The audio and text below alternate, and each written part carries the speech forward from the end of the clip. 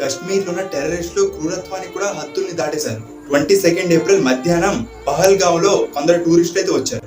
అయితే అక్కడ వాళ్ళు వాళ్ళ ఫ్యామిలీతో కలిసి ప్రశాంతంగా భోజనం అయితే చేస్తున్నారు. కానీ అదే సమయంలోన అక్కడ టెర్రరిస్టులు అయితే వచ్చేసారు. వచ్చి వాళ్ళందరినీ చంపేశారు. కానీ వాళ్ళని చంపే ముందు ఏం చేశారో తెలుసా? వాళ్ళ మతం ఏంటో తెలుసుకోవాలని వాళ్ళ పేర్లనైతే అడిగారు. అండ్ అంతేకాకుండా వాళ్ళ బట్టల్ని కూడా తీయించారు. అండ్ ఎప్పుడైతే వాళ్ళు హిందువులని తెలిసిందో వెంటనే చంపేశారు. టోటల్ గా 26 మందిని అయితే చంపేశారు. ముందుగా మీరు ఈ వీడియోని అయితే చూడండి. ఈ వీడియోలోన ఇద్దరు కపుల్స్ అయితే హ్యాపీగా కశ్మీర్ విజిట్ అయిన తర్వాత కశ్మీర్ అయితే ఎంజాయ్ చేస్తున్నారు. కానీ దాని తర్వాత ఇంకొక వీడియో అయితే వచ్చింది. ఆ వీడియో అయితే చూడండి. ఆ టెర్రరిస్టులు ఆమె హస్బెండ్ ని చంపేశారు మరియు పిల్లల్ని తన తల్లిదండ్రుల నుండి దూరం చేశారు. ఈ సమయంలోన భారతదేశంలో ఉండే ప్రతి ఒక్కరి గుండెల్లోనైతే బాధ ఉంది.